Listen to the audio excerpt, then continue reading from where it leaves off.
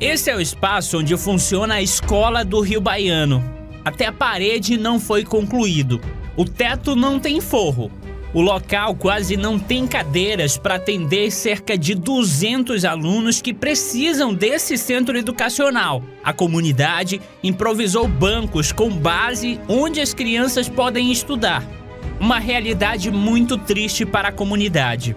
Aqui na escola do Rio Baiano, o sonho de ter uma obra em alvenaria entregue à comunidade, servindo principalmente as crianças na educação, acabou virando um pesadelo. Afinal, a obra está desse jeito, ó, completamente abandonada, cercada pelo mato e literalmente já se acabando. O pouco que foi construído agora se acaba pela própria força do tempo. A gente acompanha aqui e mostra para você um pouquinho de casa essa triste realidade. O que deixa a população ainda mais chateada é que bem ao lado tem uma escola fantasma. Um investimento que poderia resolver o problema da comunidade, mas a obra foi bloqueada, assim como as 25 escolas com indícios de irregularidades que o governo federal identificou em breves. Na época, a escola do Rio Baiano era uma das mais avançadas. Agora, o prédio está se acabando. Boa parte do telhado já cedeu. O mato tomou conta, o revestimento e boa parte da estrutura já encontra-se deteriorada. O que representa a falha do município é um rol de vários aspectos. O primeiro é a execução. O município não supervisiona o processo de execução, né?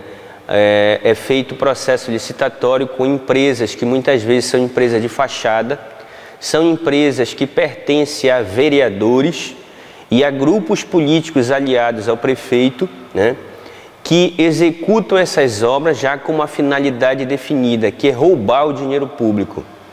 O segundo aspecto que nós consideramos como falha para que a população não tenha acesso a esse patrimônio público é o alto grau de corrupção que existe na execução dessas obras.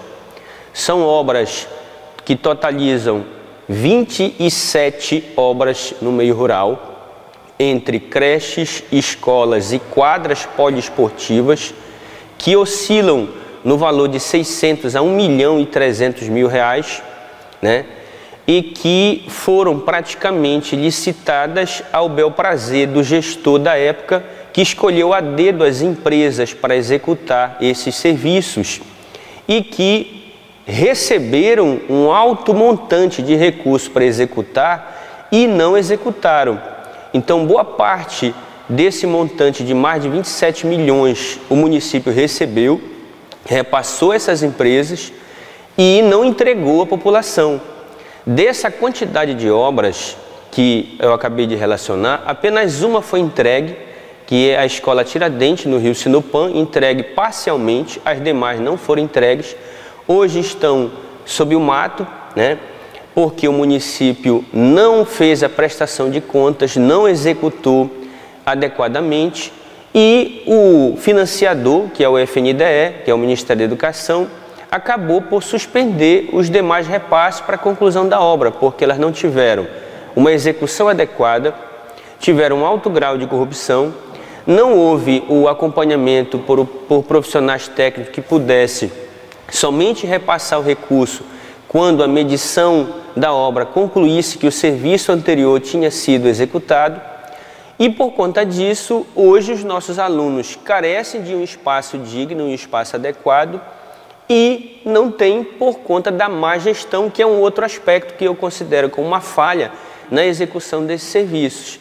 Então, muitas pessoas se aproveitaram, vilipendiaram o recurso público, se apoderaram de verbas que vieram para executar esses serviços, enriqueceram com o recurso público, né, e não entregaram à comunidade por aquilo que receberam. Então, esses são fatores que acabaram fazendo com que todo esse rol de obras para o meio rural não fosse entregue de fato à população.